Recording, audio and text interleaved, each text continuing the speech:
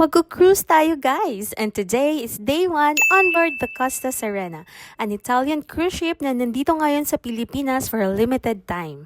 Ang pinaka-exciting, with Costa Serena, you can travel to Japan and Taiwan visa-free. Hassle-free travel talaga. No visa, no problem. We're embarking straight from the Subic Bay Convention Center and this is the start of our cruise adventure. Dito mismo sa Subic Bay Convention Center ginagawa ang boarding process at immigration. Super smooth and organized na parang airport check-in lang. Each passenger is allowed up to 30 kilos for checked baggage, pero ang maganda dito, unlimited ang hand carry. After the process, bibigyan ka ng Costa card. Naka-indicate na dito ang room number mo at ito na rin ang gagamitin mo as your cabin key for onboard payments and for accessing activities. Ang convenient kasi yung checked baggage, ihahatid na diretso sa cabin.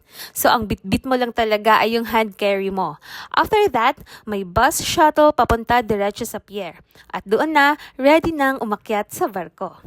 Pag akyat mo sa barko, syempre unang stop, kainan muna. Buffet lunch is served agad para welcome ka sa Italian cruise experience. Ang daming choices from international cuisine hanggang dessert station. Sulit na sulit talaga.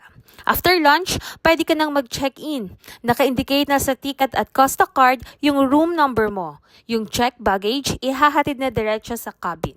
And here it is, our cozy cabin. May sariling bathroom, storage space, and everything you need for a comfortable stay. Bago magsimula ang lahat ng fun, lahat ng passengers are required to attend the mandatory safety drill. Dito, tuturuan ka ng mga safety procedures and muster station in case of emergency. It's quick, organized, and super important for everyone on board. After the drill, the crew will give a warm welcome orientation. I-explain nila ang mga activities and amenities na pwede mong i-enjoy while on board, like the spa, gym, jacuzzi, shopping, mga theater shows, and theme parties every night. Ang dami talagang pwedeng gawin. Ngayon, let's do a quick tour of Costa Serena. Ang ganda ng interiors, very Italian-inspired, elegant and spacious. May theater, casino, duty-free shops, pools, jacuzzi, and so much more. Pagdating naman sa gabi, time for fine dining at the main restaurant or buffet again kung gusto mo ng casual.